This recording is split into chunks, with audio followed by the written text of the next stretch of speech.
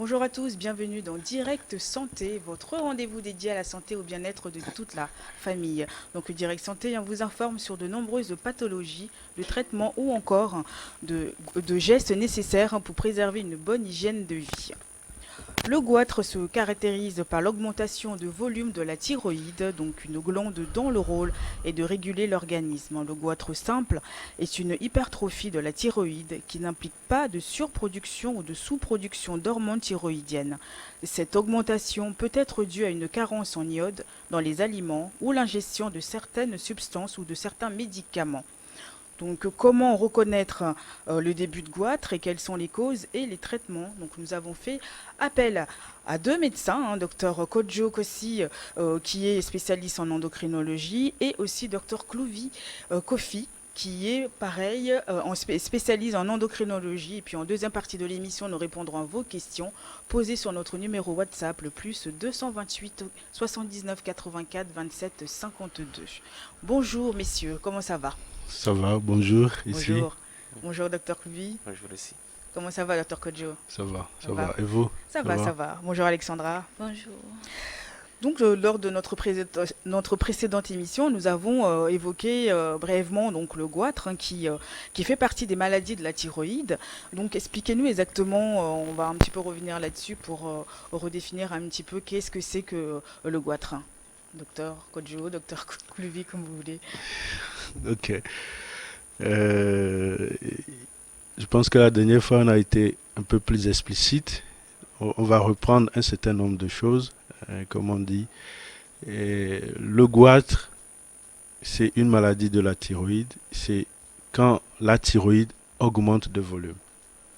Donc, j'ai une thyroïde normale et voilà, sur l'image. Donc, on voit que cette thyroïde-là, qui est constituée de trois parties, il y a deux lobes, ouais, les lobes, il y a un lobe gauche, il y a un lobe droit. Les deux sont reliés par une partie médiane qu'on appelle l'isthme. Ouais, donc, ces trois lobes-là peuvent augmenter de volume. Donc, c'est ce qu'on appelle goitre. Donc, soit on peut avoir une augmentation du volume du lobe gauche, du lobe droit plutôt, de l'isthme, ou bien toute la thyroïde augmente de volume. Donc, Donc, les deux ce qu'on parties. appelle le goitre. Mhm. Donc, Ok. les deux parties de... Donc, les deux lobes, il y a deux lobes. Oui. Ouais, quand on prend la thyroïde, sur Pour l'image, revenir sur l'image, la régie, s'il vous plaît. c'était très bien clair, vous voyez. Donc, il y a euh, le lobe gauche, ouais, le lobe gauche, le lobe droit. Et les deux lobes là sont reliés par une partie qui est au milieu là, qu'on appelle l'isthme. Donc, il peut y arriver, quand on parle de goitre, c'est que c'est une augmentation du volume de la thyroïde. Donc, soit du lobe gauche, Mhm. ou bien du lobe droit, ou bien prendre la partie médiane, l'isthme, ok, ou bien le goitre peut prendre Le volume. toute la thyroïde en fait. Ok. Ok, c'est ce qu'on appelle goitre. Donc différent de thyroïde. Thyroïde, goitre, je pense que Là, c'est clair là maintenant. c'est clair. Et comment on Ok. reconnaît, que c'est un début de goitre parce que, par exemple, quand on a une angine, il faut s'inquiéter. Enfin, comment on sait? Euh, Bonjour. Bonjour, docteur Klubi. On peut reconnaître que c'est un début de goitre par une impression. On peut avoir une impression de gêne dans la gorge, Mhm.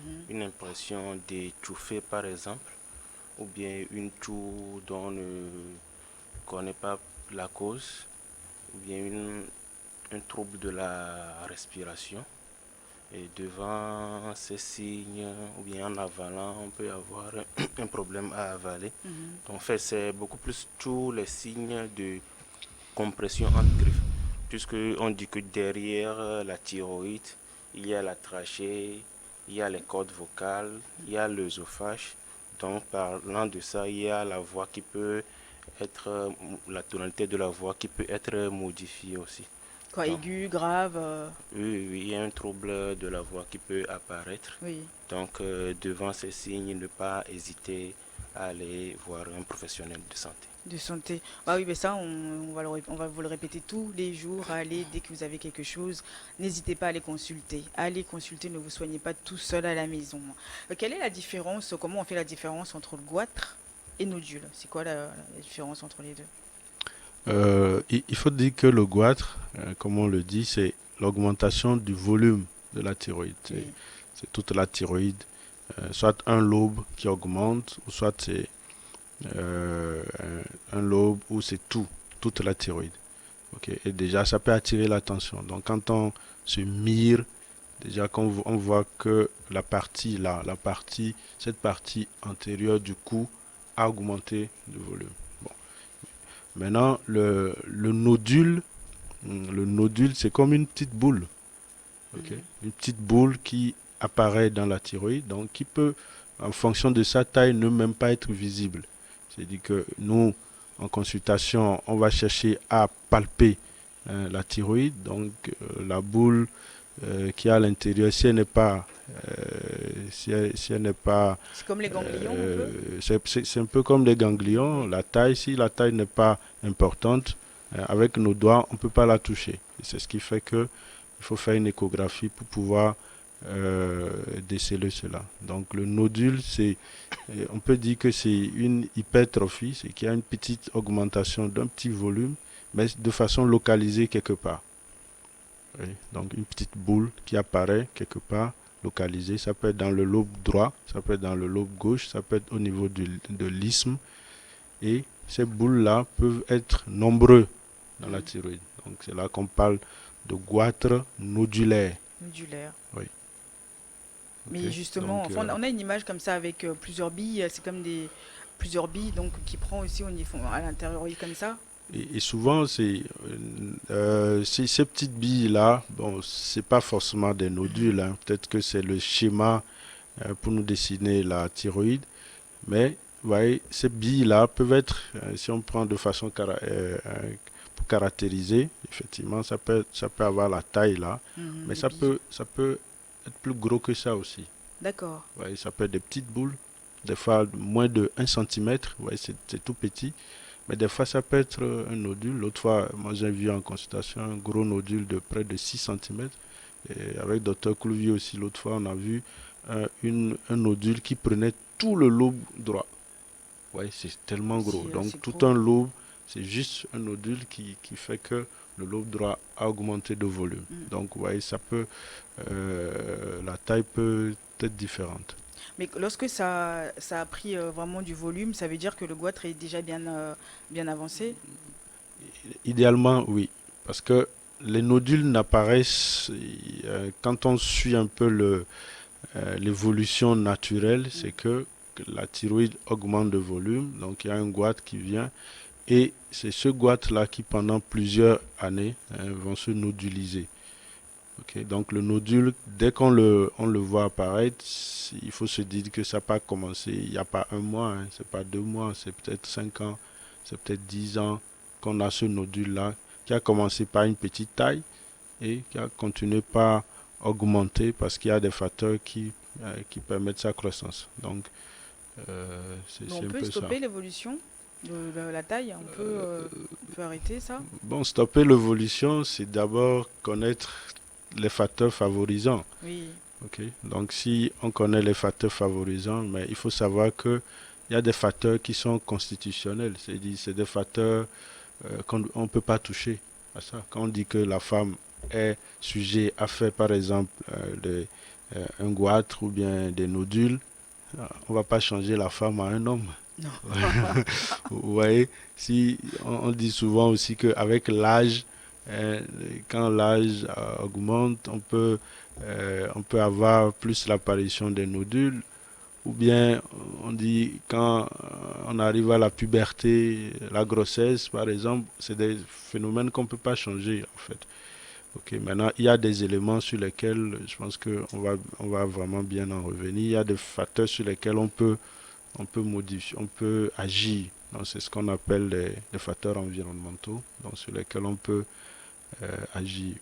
Mais il n'y a pas de, il y a pas de bénéfice, il n'y a pas de preuve concrètes pour dire que, bon, si par exemple, on parlait l'autre fois des choux, du Cru. manioc, et voilà, donc il y a pas de preuves qui disent que si on mange beaucoup de choux ou bien telle quantité, tout ça, on va diminuer l'apparition du goitre parce que ce n'est pas le seul facteur. Oui, En fait, bien sûr. c'est ça le problème. Donc, en agissant sur un facteur, on n'est pas sûr que on fait quelque chose. Mhm. Et comment on fait le diagnostic une fois que le patient arrive chez vous, docteur Cluvier?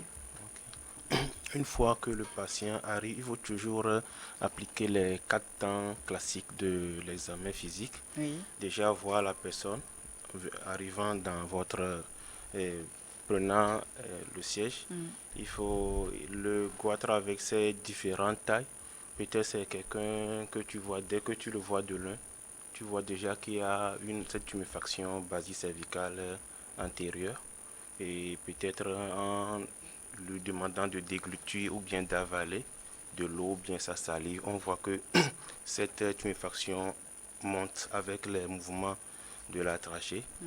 Et parce que à côté du goitre, il y a aussi d'autres organes dans les régions environnantes qui peuvent aussi prendre du volume. Oui. Donc dès qu'on voit qu'il n'y a pas cette ascension au cours de la déglutition, on peut déjà faire notre diagnostic différentiel. Maintenant, ce sont quelqu'un qu'on peut voir de face venir, ou bien on peut demander à cette personne de faire une extension de la tête, Mm. et ça peut être visible aussi, ou bien des fois on va jusqu'à la palpation. Donc, passer le temps de l'inspection, il faut aller toucher la chose. On touche et puis on voit que quelque chose qui n'est pas forcément palpable, on le ressent sous nos doigts. Maintenant, si tout ça là ne nous aide pas, il y a toujours un doute, on peut aller à l'échographie. À l'échographie. Mais est-ce que le goitre, est-ce que c'est visible? C'est forcément, ça ressort systématiquement? Et c'est ce que je viens de dire, ce n'est pas forcément Hmm. visible. Donc on Il peut, une personne normale comme ça, peut y avoir peut un avoir goitre et ne pas le, développé. le voir, ou bien l'environ, les voisins, ou bien n'arrivent pas même à l'apercevoir. Même toi, médecin aussi arrivé chez toi, tu peux aussi ne pas le voir. Maintenant, Mm, il faut mm, aller mm. Tu vas aller plus chercher loin. cela. Et quelles sont ces personnes à risque, justement? Les personnes à risque de faire un goitre, c'est Oui. ça? Oui. En fait, tout le monde est à risque, hein. Je dis que tout le monde est à risque de faire un goitre, un homme, une femme, mais on sait que, comme je disais l'autre fois, et comme je disais tout à l'heure, c'est les facteurs constitutionnels. C'est-à-dire qu'on sait que la femme, il y a une prédisposition plus chez la femme. Et donc la femme, par exemple, fait plus de goitre que les hommes. Ouais, donc, et on peut aussi voir au moment de la puberté, Mm. parce que la puberté, On la a une image là, grossesse, docteur Kodjo, une voilà. très Ça, belle image là qui ouais, montre le ouais. Déjà, volume de... c'est Ah, belle image. déjà que quand vous montrez les images, vous voyez que la plupart c'est des femmes. Vous avez remarqué que la plupart Oui. c'est des femmes. Et là, c'est une personne âgée qui a un goitre vraiment très monstrueux. Ouais, donc, quand on voit un goitre comme ça, on sent qu'il y a beaucoup de nodules dedans. Ouais. Donc, c'est pas un goitre simple, ça. C'est un goitre qui est multinodulaire. Souvent, soit c'est des goitres endémiques, c'est-à-dire que c'est des goitres qui se développent souvent dans les zones de carence Mm. d'iode. Ok. Donc, c'est souvent ces goitres qui sont très monstrueux. Maintenant aussi, et quand on voit ce goitre-là, nous, derrière, on a cette hantise. Est-ce que c'est pas ce qu'on appelle le cancer anaplasique? Parce que c'est C'est un cancer volumineux, hein. euh, qui, euh, qui se présente avec cet aspect-là, un gros goitre, mais souvent qui est très douloureux.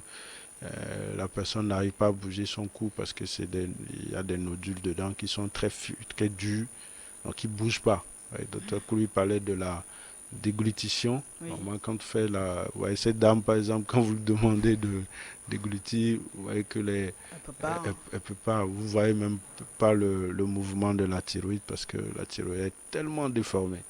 Ouais. Ouais, Mais là, donc, ça a pris qu'un côté, là, où bon, il y a un petit peu de volume de l'autre côté, là, mais... par exemple, tu vois les lobes. Tu Oui, vois, par exemple, il y a le lobe droit, parce que là, on est à droite. Donc là où il y a la plus grosse déformation, c'est le lobe droit. oui. Et on a l'impression aussi, quand on voit le milieu, là où il y a le menton, là, donc il y a une autre bosse au milieu. Donc on voit que l'isthme est aussi pris. Et on voit qu'il y a derrière, là, il y a quand même une petite déformation voussure là aussi. Donc, donc là, Mm. on voit bien que tous les lobes Sont, sont pris. Et c'est vraiment un goitre monstrueux, ah oui, ça hein. c'est vraiment pas beau du tout. Ah ouais, Mais c'est pas est-ce très que bon. et donc quand ça arrive à ce stade, forcément il faut passer à l'opération, hein. Oui, idéalement, idéalement, Parce que j'imagine il cette dame-là, le faut, nombre de temps qu'elle a pu garder ça. oui, c'est ça en fait, c'est des grottes qui ont évolué pendant des années. Mhm. Ok, donc, si cette dame, par exemple, quand il faut l'opérer, il faut être vraiment très méticuleux, très rigoureux. Donc, idéalement, il faut faire déjà un scanner de de toute la région là, pour voir, parce que Dr. Clouville le disait tout à l'heure, il y a d'autres organes qui sont à côté. Il faut voir les organes qui sont touchés. Donc il faut faire un scanner de cette région-là jusqu'à descendre même dans la partie haute du thorax ici. Mhm. Donc pour bien voir. Donc le chirurgien il fait ce scanner-là, ça lui permet de bien voir les choses. Euh, nous, en endocrinologie, c'est vrai que les chirurgiens ne le font pas très systématiquement. Nous, on aime bien faire ce qu'on appelle une cytoponction. Ok. Donc la cytoponction, c'est dit que on va prendre une aiguille, on va prélever un peu du goitre là, on va prélever dans les nodules là, on prélève un peu et on analyse déjà ce qu'il y a dedans. Ouais, déjà quand je prends ce goitre là, quand j'analyse, je vois que c'est déjà un cancer, par exemple. Ouais, déjà le chirurgien sait comment, euh, il a déjà la puce à l'oreille, Oui. il s'attend à plein de choses. Mais quand on fait cette cytoponction-là et on trouve que, bon, c'est pas du cancer, c'est un goitre endémique et qui a pris ce volume-là, ouais, déjà au moins le chirurgien sait à quoi s'attendre. Donc c'est pour ça que pour nous, c'est vrai que ça demande un peu de sous, mais pour nous c'est quand même important pour que, avant d'aller opérer quelqu'un du goitre, surtout quand il y a des nodules, il faut aller piquer, voir l'aspect avant de, Avant de faire l'opération. avant d'y aller. Bon, on va marquer juste un temps de pause. On revient après le journal. Reste avec nous.